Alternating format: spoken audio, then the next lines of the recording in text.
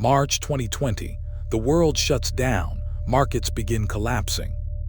Every news channel is screaming. Every group chat has an opinion.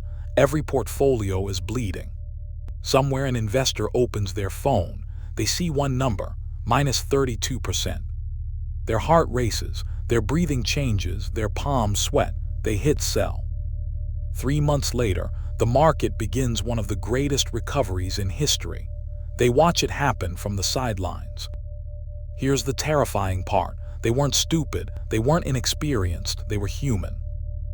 The reason you panic during stock market crashes. Let's ask a strange question. Imagine 2 buttons. Button A, you gain $10,000. Button B, you lose $10,000. Which one would affect you more?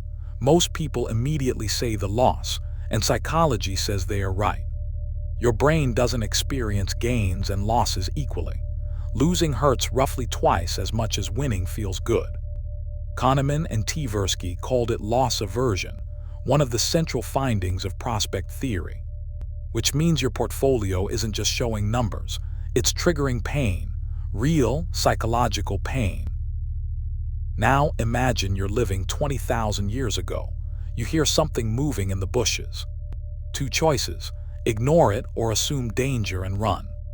Run and be wrong, you waste some energy. Ignore it and be wrong, you're dinner. Evolution didn't reward the calmest humans, it rewarded the cautious ones. That same brain is sitting inside your head while you look at a red portfolio. The market falls 15%. Your brain isn't thinking this is a temporary repricing of financial assets. It's thinking danger, protect yourself, now. And then something remarkable happens.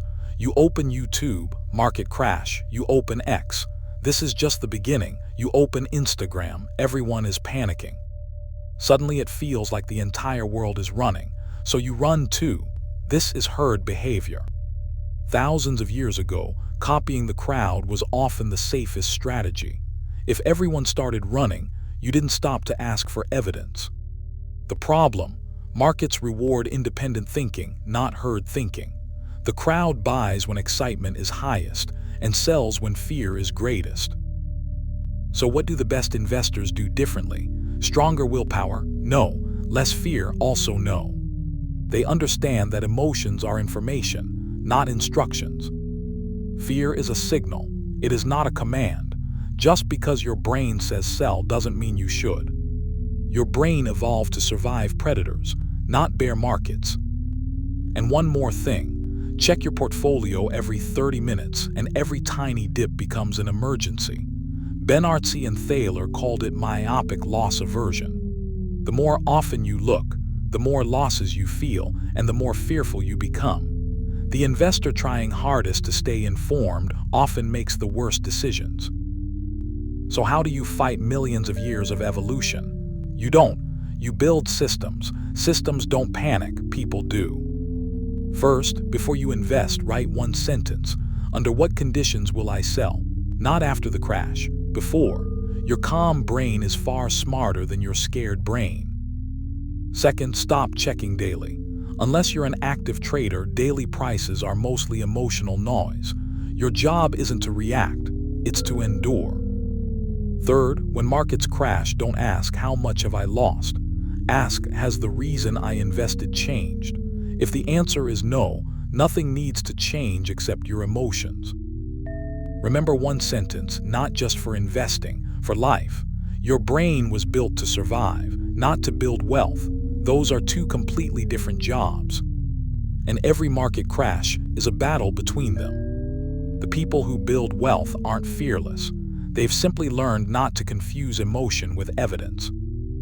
Before you leave, 3 things. Open your investing app and turn off every price notification. Decide how often you'll check your portfolio. Once a month, once a quarter. Write it down, stick to it. And take a screenshot of your investment thesis, or write one tonight. The next time markets crash, read your own reasoning before you read the news. When fear is loud, your past self may be the only rational voice you have left. Next week, one of the most expensive lies your brain believes. Why the price you paid for an investment has absolutely nothing to do with whether you should keep it. Share this with a person you know who might need to see this today. That's the first step in building awareness and helping someone. Come back soon to learn about another psychological force that controls your money. Because understanding money starts with understanding your own mind. I'll see you then.